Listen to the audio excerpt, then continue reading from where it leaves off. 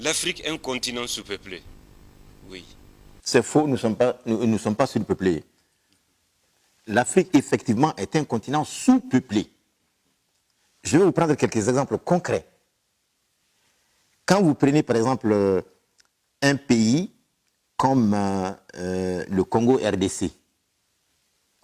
Le Congo RDC, sa superficie est plus grande de 47 000 km² que la superficie de l'Espagne, de la France, de l'Allemagne, de la Suède et de la Norvège réunis.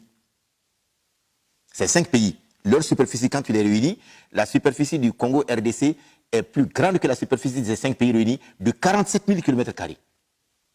Et ces 5 pays réunis font à peu près 290 millions d'habitants, alors que le Congo RDC ne fait que 86 millions d'habitants. Vous prenez un pays comme le Gabon.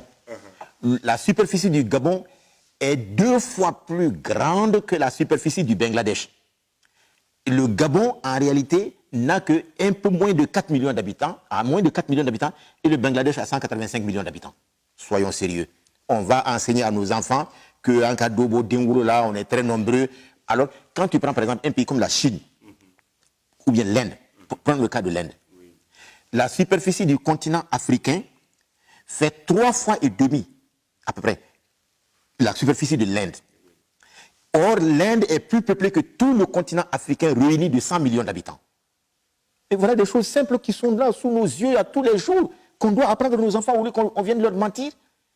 Et qu'on nous amène des plannings familiales, des ceci, cela, pour dire qu'il faut réduire les naissances, il faut ceci, ça, il faut ceci. Mais c'est pourquoi nous devons enfin nous réveiller en Afrique.